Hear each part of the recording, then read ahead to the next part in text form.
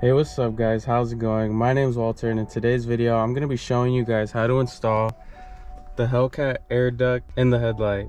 Now what this piece is right here is the air duct that goes in the headlight, and that's what helps transfer the air from the headlight straight into the intake to get better cooling. And now this piece doesn't come stock on Scatpacks. The headlight actually has a cap on it where you do have to unscrew a couple bolts to take it off, and in this video I'm going to show you how to do that.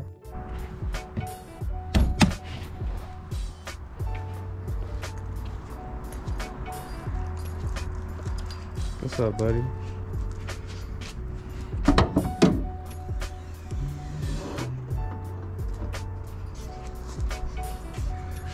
And this is what I'm talking about right here. It's this cap, and it comes with two bolts on the side, one right here on the left side and one right here on the right side. And this is the actual piece right here.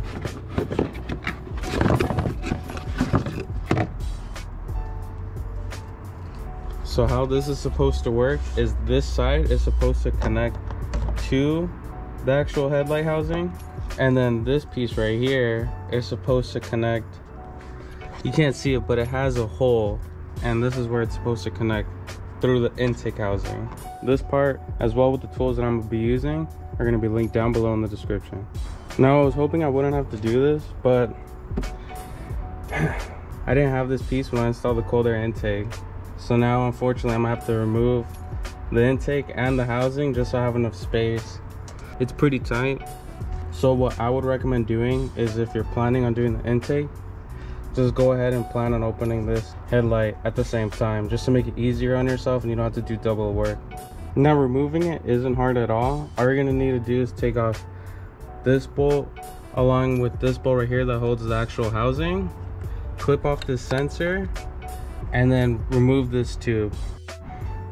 And for these two bolts, they're both the same size, they're both 8mm. Now after removing the cold air intake, after some time and some struggling, I was able to get one off. I don't know why they did this. This is brand new, like on all 2019 and up Scatpacks from my knowledge. I used to have a V6 back in the day, and this cap used to just pop off. And I don't know why they had to add these little screws on the left and right side. The left side was kind of annoying, but what gives most people the issue is this right screw right here. Just because of the housing that's right here, it's in the way and it's hard for you to get a ratchet, even like an Allen key in there. And to take it off, I'm using this 1/4-inch ratchet along with this, now I forgot the proper name. It's I know it's like a 10 torque size. Yeah, I'm having a brain fart. It has this end right here, and it's a size T10. But like I said, I'll leave it in the description for you guys. Now after messing around with it for a little bit longer, I still couldn't get it to fit. So what I ended up doing is, there's a bunch of screws like this around this housing right here, and I just honestly just took off this whole piece, and it's a total of 7 screws. It's just honestly, in my opinion, easier rather than trying to mess with it. Now the best way that I figured to do this would be to just take out this piece right here and just kind of twist it a little bit, just so you have more leverage to get the bolt off. And after so much finagling, I finally got it. I found it a lot more easier when you just pull the light itself and you just twist it a little bit, just so the bolt's a little bit more accessible. And now all you're gonna need to do is just go ahead and just pull the cap off. Just be careful because it might be dirty. Oh yeah. I don't know why they wanted to make it more difficult. But now that you went ahead and got it off, go ahead and clean any dirt that was left behind before you start going ahead and putting on the air duct. And before I go on, let me show you the bolts that I were talking about earlier.